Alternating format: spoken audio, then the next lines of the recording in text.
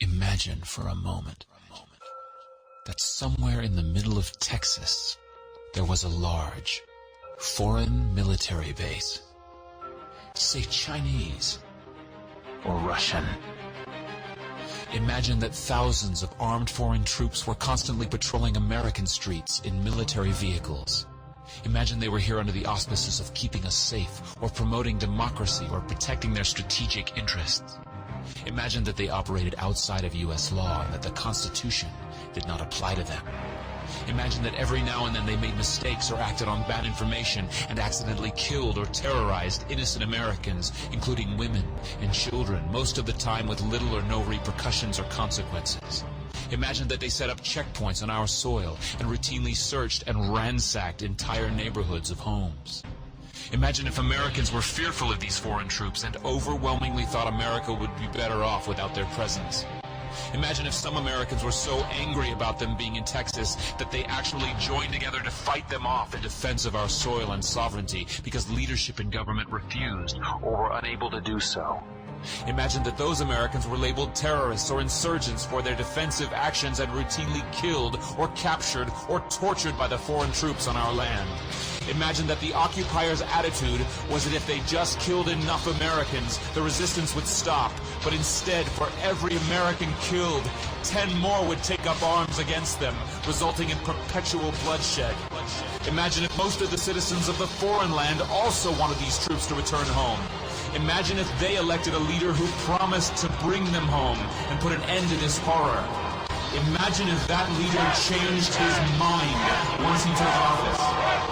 The reality is that our military presence on foreign soil is as offensive to the people that live there as armed Chinese troops would be if they were stationed in Texas. Shutting down military bases and ceasing to deal with other nations with threats and violence is not isolationism. It is the opposite.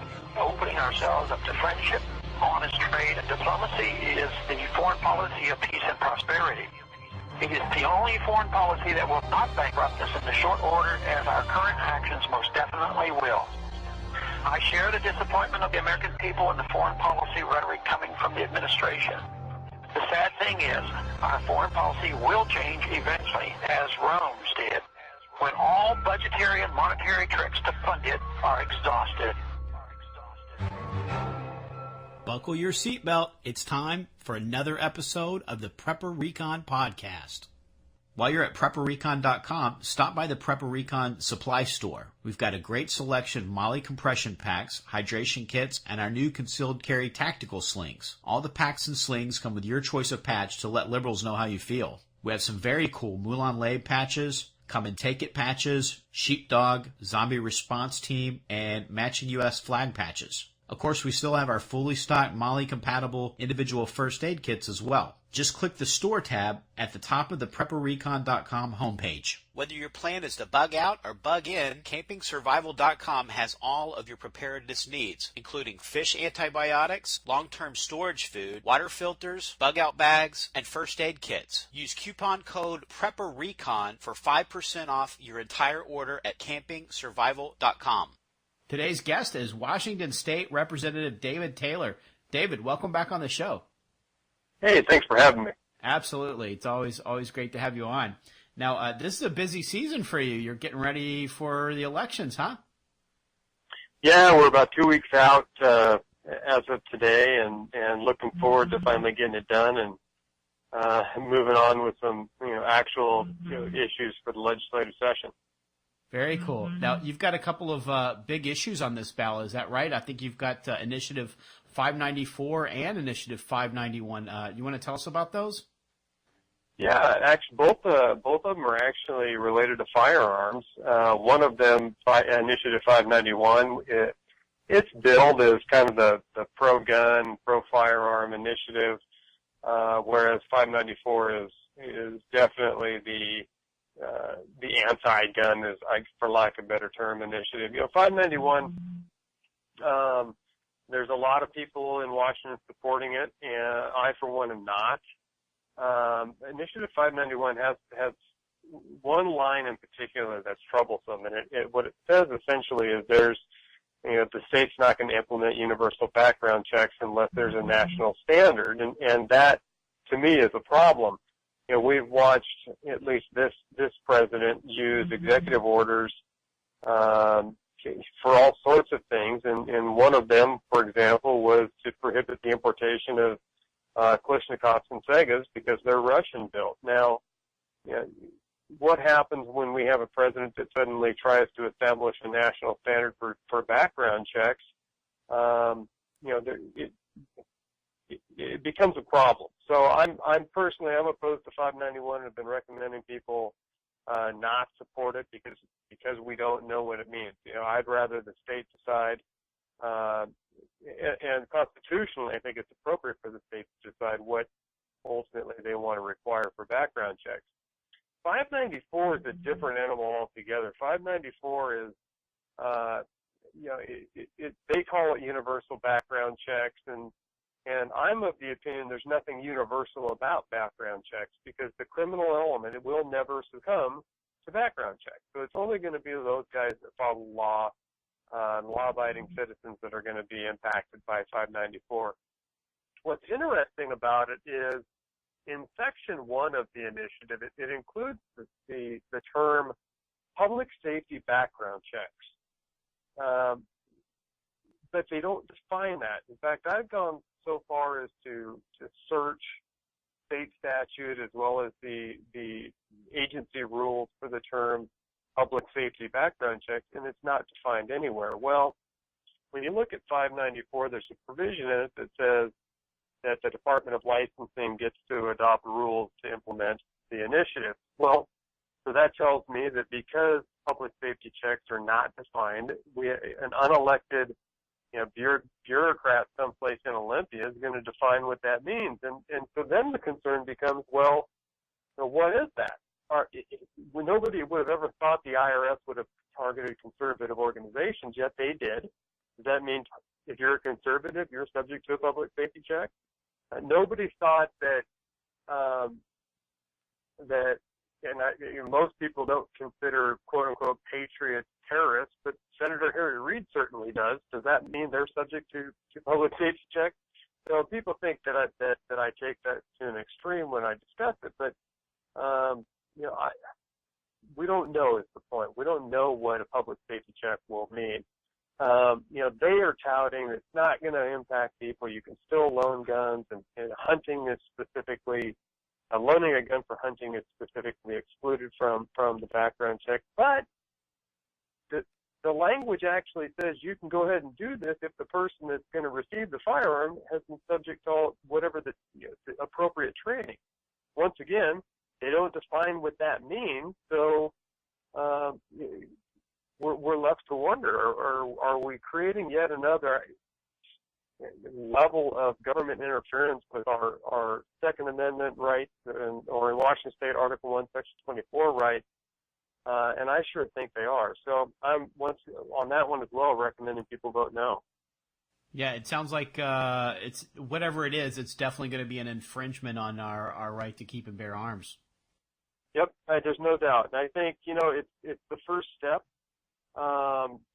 What's interesting, I think more and more people, progressives out there, more people on the left, the anti-gun crowd, are realizing that any time you run a bill, an initiative that goes after, be it universal background, gun registration, taxation, something dealing with that, it creates a storm where the grassroots energize and they say no, and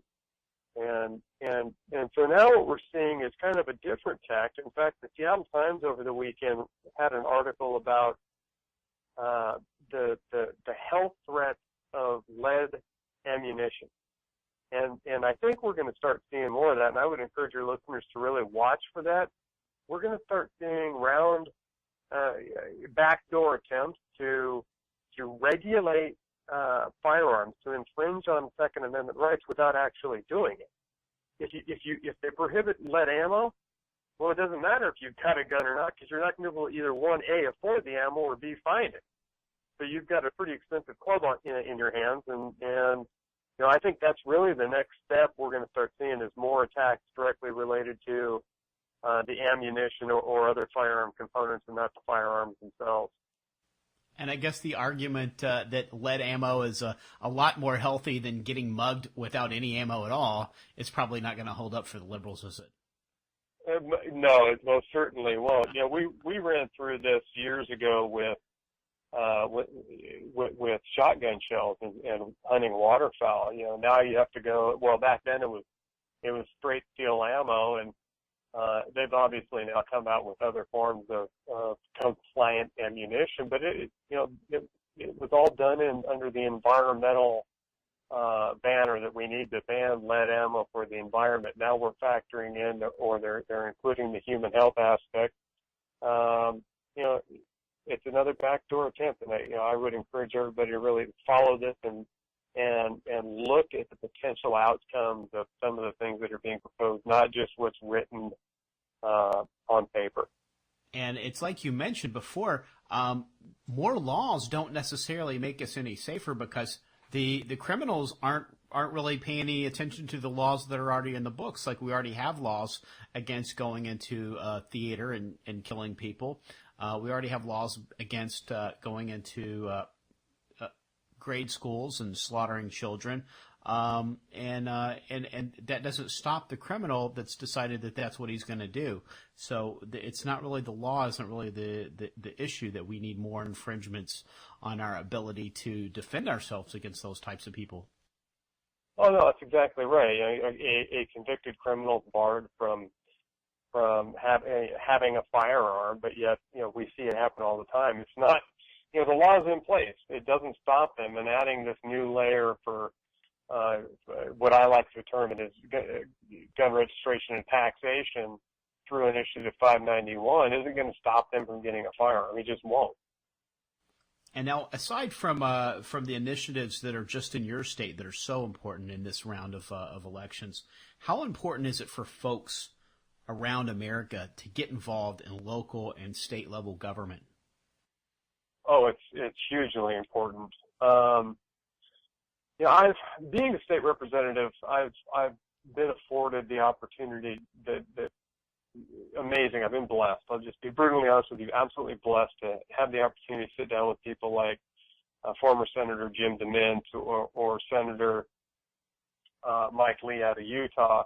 And one of the things that's been consistent in those discussions has been our hope for turning this country around begins and ends at the state and local level.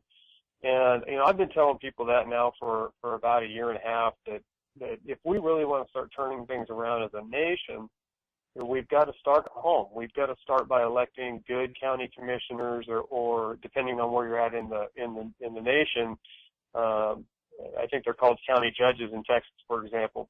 But elect those good constitutionally sound individuals that are willing to say no to unconstitutional laws. Constitutional sheriffs are immensely important for the people to protect people's rights all across the nation. And so, you're starting at the local level. You elect very strong people who are going to work actively to not infringe upon life, liberty, property, or the defense thereof. And then the next level up would be your state elected officials, where your neighbor may be the guy that or a lady that is representing you in the state capitol, and you've got that connection. And when you elect good people to the state house, state senate, you have yet another layer of opportunity to rein in the federal government, either through nullification or the 10th Amendment of the U.S. Constitution. And so, I encourage people to really, really look hard at those local candidates, vet them, ask them questions, get them on the record on those issues that are important to you, and then hold them accountable. And, there's one thing that politicians strive for, and that is to get reelected. That's what they do. If you look at some of the things we've watched here in Washington State, people are afraid of voting in opposition to bills or amendments because they are afraid doing so would get them unelected. And so, that goes back to holding people accountable and just making sure people are voting out of principle and not out of pragmatism.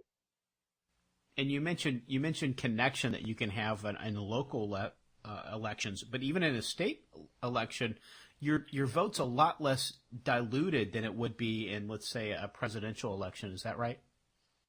Oh, most certainly. And you actually have direct contact with the candidate. I mean, I can think of this last presidential election. I think President Obama came to the state once, and he certainly didn't come to the eastern part of the state. He was doing fundraisers on the western part. It really wasn't open for the public for question and answer, where your local state representatives, your county commissioner candidates, your city council candidates, they're out in front of you. They're getting the opportunity to, or you're getting the opportunity to ask them questions directly, where you just don't get that at the national level.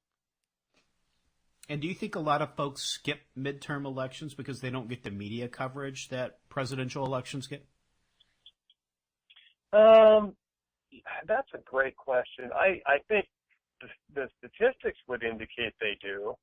I'm just not sure, how accurate that is. I mean, I think your informed voters, you're going to get those consistently year in, year out. It's those people who really don't pay attention to the politics. They don't pay attention to the issues that are facing the nation and your state that tend to sit out elections. And that goes back to an education aspect, where as a candidate, I need to get out and make sure that my vision is being heard, and really encourage people to get involved and stay involved. And that's, I run as a Republican, and honestly, I think Republicans tend to do a little worse job than Democrats in getting out the vote in off-year elections. And those off-year elections are the ones that can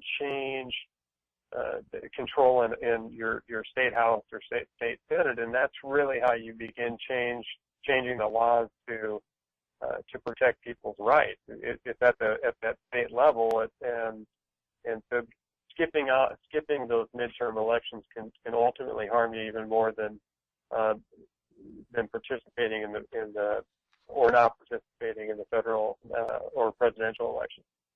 It's time for a quick break, and we'll be right back. The dollar's lost over 90% of its purchasing power since 1971. Silver, on the other hand, has proved to be a very stable form of wealth preservation over the years. And where do you buy silver? Silver.com, of course. Silver.com offers fantastic prices on silver and gold. Check out Silver.com today. And in the 2012 presidential race, I voted for Ron Paul in the primaries, and then went for the lesser of two evils in the presidential race. I think my convictions are a little bit stronger now, and if I had it to do over, I don't know if I could vote for Romney again. When you're faced with that voting for the cleanest dirty shirt candidate, what's your advice? Well, boy, that's a great question. I'll be honest. If I don't like either candidate, or I don't know either candidate, if it's a local election, I don't just throw a vote out there one way or another. Now, we saw back in 2004 in this state a gubernatorial election that was decided on roughly 200 votes. Just throwing a vote behind somebody that you have no idea can impact an election, and quite frankly, it can be ultimately a negative that happens there. I think people really just need to look within themselves and decide, is the lesser of two candidates worth participating? I mean, it's what it comes down to. I mean, it doesn't mean you don't fill out your ballot for everything else. It's just a question personally whether they want to participate in, as the example, the presidential election when they don't feel that they can support either candidate. There's absolutely nothing that says they can't leave that particular election blank. And probably a good example of that, my home state is Kentucky, and they've got a race going on there. I'm sure you're probably familiar with that. where you've got the lesser of two evils, essentially. You've got to choose between Obamacare supporter Allison Grimes or 2012 National Defense Authorization Act supporter Mitch McConnell. I don't think I could vote for either one of those folks. Well, and again, that's a decision that people have to make personally. But I would tend to agree with you that that's a heck of a choice between Obamacare or NDAA. In the end, which one's more harmful, I think is up in the air, quite frankly. We have no idea. So I think at some level, though, people need to understand that the majority in your state house, who controls it, or and to some extent the federal level, who controls it does dictate policy. And that can be a good thing, and it can be a negative thing, and that goes back to the whole issue of properly vetting candidates. You can have a Republican-controlled House or Senate and still see absolutely terrible bills and policies come out of it, or you can see wonderful bills and policies come out of it. So again, being educated voters and properly vetting candidates can, in fact, and does in fact provide better legislation. And ultimately, that majority who controls does become a factor. And here in Florida, we've got some folks running in the Libertarian Party, and our Libertarian candidate for governor here, Adrian Wiley, supports abortion.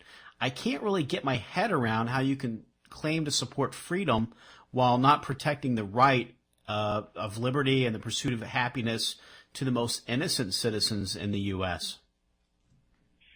Well, I struggle with that, honestly, as well. And the best answer that I've heard somebody come up with is the body within your body is not your body.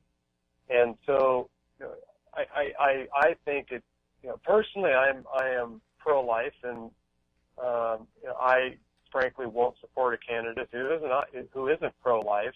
And I struggle with, how libertarian candidates, view that, how their view came around. I understand they're about personal choice, and that's fine. But again, the body in their body is not their body. So how at that point do they answer that question? Yeah, and sometimes I think that libertarian's kind of a big tent, and you sort of get a lot of different ideas in there, and some that are very left-leaning and some that are a much more conservative bent. Another libertarian candidate that we have running here in Florida is for the Attorney General's position, and that person is in support of gay marriage, which I would think that for a libertarian that their policy would be to get the government completely out of marriage altogether, to where you're not asking the government to either rubber stamp and approve one type of marriage or say that another type's not right, and just get them completely out of the marriage business, because I just don't see how that why our government officials should even be concerning themselves with things like that. No, I would tend to agree with you. Should government be involved in it at all? And I would say, for me personally, the answer to that is no. But why a libertarian candidate would embrace government involvement is really beyond me. And then when I look at candidates like Mitch McConnell and Mitt Romney, I get worried about the Republican Party. But then I see folks like Rand Paul, yourself, and Matt Shea, and you folks are taking a stand. Do we need another party, or do we need to just take the Republican Party back? Oh, I think the answer to that is both. I think anytime there are more people involved in the election process, the better. You're going to get better candidates. You're going to get better vetting of candidates. You're going to get fresh ideas that, just because the person that's ultimately elected, it wasn't his idea or her idea, doesn't mean they can't push that forward because it is in fact a good idea. So, I do think we need to have strong third party, fourth party, however many ends up being there. In the meantime, I think that it's incumbent upon all of us to get involved in our local parties, be it Republican or Democrat, and make sure that our voices are being heard and change them from within. And here's, I guess, as a story, I never saw myself serving in a state legislative position, but I complained a lot about state government. And my wife, when this position became open, my wife looked at me and said, "You know what? You got to time to get off the couch and actually get involved. You need to get over there. You need to try to get elected so you can be, put forward some solutions instead of just sitting there complaining about it." And so I think, it's incumbent again upon all of us, instead of just sitting back and complaining about the Republican Party or the Democrat Party, to get involved and start changing it from within and moving back to those Republican principles that so many of us drew us to the party originally, and we can do that. Our voices can be heard, and again, you start doing that at the local level, and you get local candidates elected. Then at the state level, they have no choice but to pay attention to you, and then that carries forward to the federal level. And right now there's not many of them there, but Rand Paul she's just a breath of fresh air, and Justin Amash, Ted Cruz, Mike Lee. These are guys that are there fighting hard for our freedoms and our liberties, and we need to send more people there to help them out. But in the meantime, we got to get those same people elected at the state house, state senate, so that we're taken care of at home as well. And pastors are often reluctant to get into politics. Do you think that's a problem? Almost, most certainly. You look at the founding of this nation, and pastors were there, on the front lines. The Black Robe Regiment. They were there. They were fighting the fight. They were trying to be part of the solution. And I think now, what we're seeing is pastors, because of, be it the corporate laws or the 501c3, is their reluctance to get involved, to the point that we start seeing things that are passed by initiative or referendum in Washington State that are most certainly contrary to their biblical teachings, and yet they are reluctant to say anything about it. And I think it's incumbent upon them. It's incumbent upon each and every one of us to look at that and look at depending on your personal beliefs, but look at the Bible and see what it says about a particular issue. I've been asked a lot here recently why I see the nation, the state, in decline. What do I see as the root cause? And my response to that has been, when a nation, you see declines in the nation, it's because they've abandoned God, and you begin losing liberties when that happens. And of course, I get people, that's overly simplistic, and I get the naysayers. And my response then is, we were warned about this. We were told this would happen. And if you look at 2 Corinthians 3:17, it says that where there's liberty, or where there's God, there's liberty. And let's take the inverse of that. Where there's not God, where God is absent, there is no liberty. And so I think, we need as individuals, as churchgoers, as believers, to look at what the Word of God says in relation to some of the issues we're facing, and quite frankly, help push this nation and our state back to God, and bring God back, for example, back into the classroom, and preach the Word of God to those that are willing to listen. And God's plan is perfect, and we can in fact turn around this country if we do that. And then could we also say maybe until we get God back in the classroom, should we get our kids out of the public re-education camps? You know, that's a great question. I've got great friends, wonderful friends that homeschool. My wife and I did not homeschool. Our daughter just graduated public school, and I'm not. I think if people if they have the ability to do it, they most certainly should consider homeschool instead of the public re-education camp. But I think my daughter's pretty positive that if you have a great relationship, a strong relationship with your kids, and you teach them at home separate from what they're saying at the schools, you can still you can still achieve an educated, well thought out new voter ultimately when they turn 18 that aren't brainwashed by the established political education system. But you have to be extremely involved if you're going to take that course and countering the lies on a weekly basis. Is that right?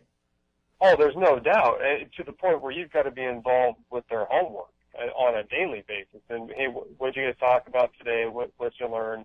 And correcting that misinformation as it comes forward. I think homeschooling is the better option, but not everybody has that opportunity. And when you don't have the opportunity, then it becomes making the choice, making the effort each and every day to make sure that you're sitting down with your kids and talking about what they learned in school and correcting those problems that you see. David, you've given us some great action steps to take and talking about turning it around and getting our government back and taking back our country and maybe even taking back the Republican Party or starting a new one, whichever or both. And thanks so much for your government service, and thanks for taking time to come on the show today. Hey, my pleasure. Anytime. Great talking with you. When a dark plan forged by the world's elite brings disaster to the nation, two unlikely friends must rely upon each other for survival. Will they live long enough to expose the powers that be? Find out in the new novel, The Chaos Agenda by Seth Evanoff. They have a plan for the future, refuse to follow it. The Chaos Agenda, available in Kindle and print on Amazon.com.